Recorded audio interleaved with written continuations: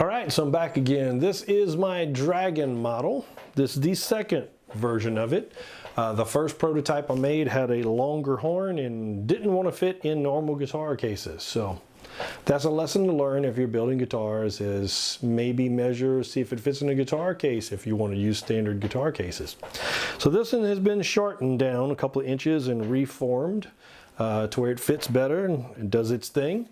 I tried a couple different things. 41-inch nut width this time instead of 42, 43, because I just felt like trying it. I kind of like it. It reminds me of a Vandenberg, PV Vandenberg, as far as this thin right here. It's easy to chord, you know, it's just easier on your hands. Still, you know, 55 up here. So still, once you get up here, still feels normal when you're playing lead like any other neck. But for chording, it's just a little easier on your hands down here. It's just something different to try. This body is also Northern Poplar. This thing weighs about 8 pounds, fully built. Still haven't made a back cavity cover for it yet, but did use the same kind of a flame maple. Decided to paint the back and the front of the headstock because I made the scarf joint in the middle of the headstock just to try it, and it just left a line that you could see in the wood grain. I just thought, let's just paint it, make it look prettier. It's got the same type of Padauk wood because I had a ton of it for fretboard, so why not? This time for fret dot inlays, I used, it's like a wood filler. It's like white. You just kind of press it in there, let it dry, hit it with a little super glue to harden it, and it kind of makes whatever shape you want. Just tried it just to say I did. Maybe or maybe not use that again, don't know. And as far as tuners, tailpiece, I have switched over. This is Graphtec. This is Graphtec's version of a Floyd Rose. It's got the Graphtec stuff in there, so it's smooth and it doesn't stick. Graphtec ratio tuners. I recommend these. These are locking ratio tuners.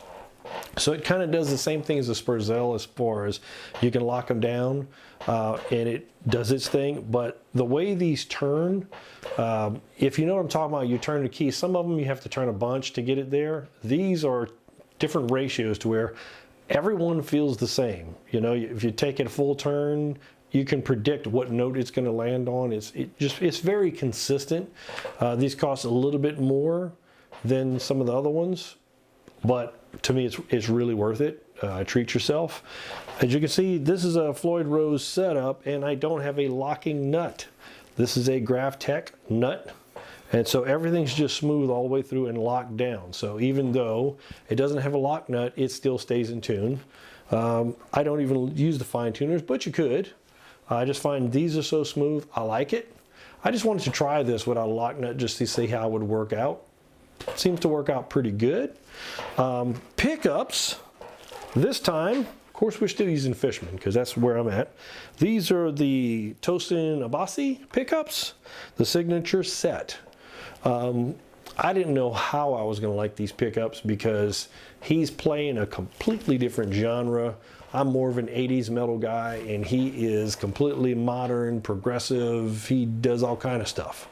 But the guys at Fishman said, hey, try it. These are versatile. You never know. So I tried it out and love these pickups, man. People want to know where they compare to. It's hard to even compare them to anything, but if I had to, I did my usual. I put a little three-way switch in there so you get single coil, kind of humbucker and over top, or whatever the three sounds they give me. So I would say on the kind of a humbuckerish sound, I would compare it to maybe a DiMarzio Petrucci set, the Tone Lab Liquefier. It's kind of in that vein. It's not real super bright. It just, you know, it's kind of pretty even, good tone. Let me let you hear it on my clean channel so you can kind of see what this thing's doing.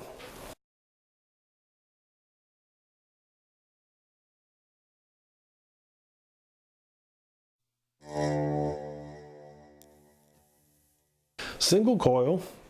Here's the back pickup.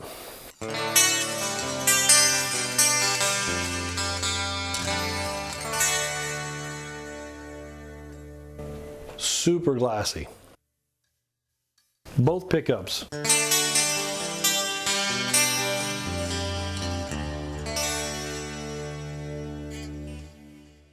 neck,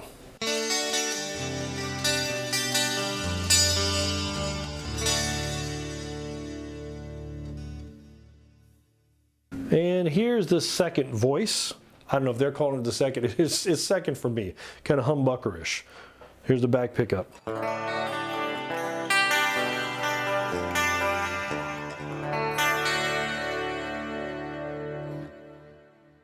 Both.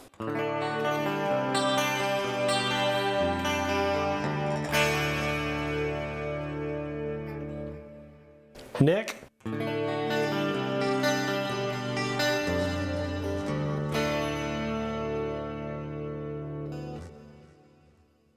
And this is more of an over the top, hotter sound.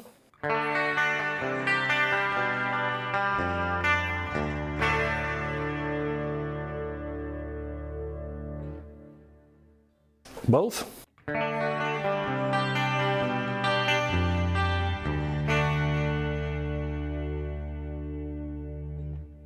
Neck.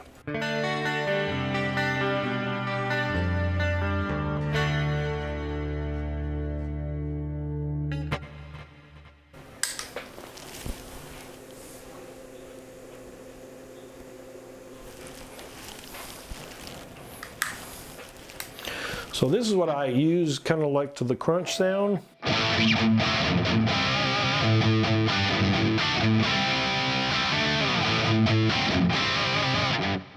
And you can also use this other one. It's a little hotter maybe.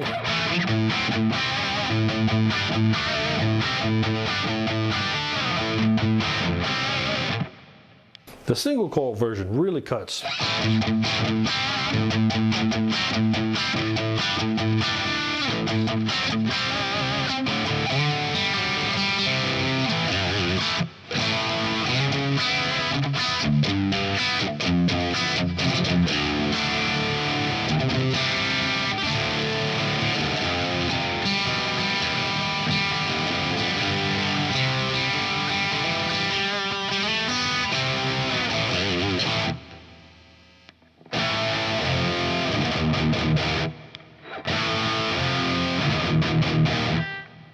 So I find between the two humbucker tones, the middle position for me is kind of a...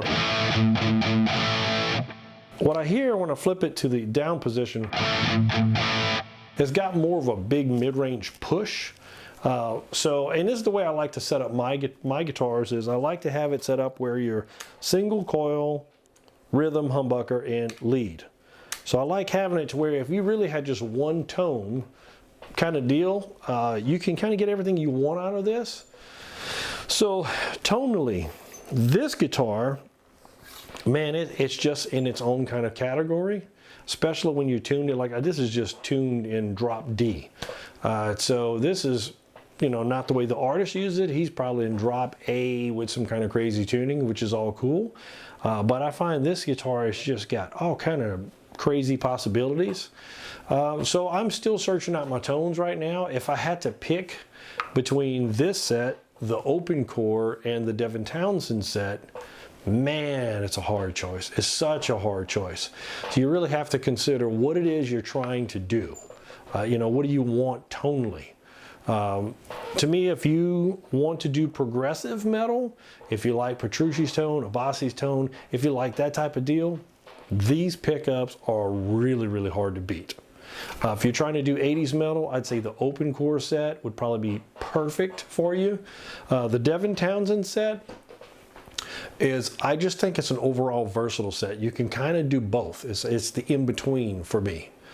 So give some things a try, and don't be afraid to learn. And I'll see you next time.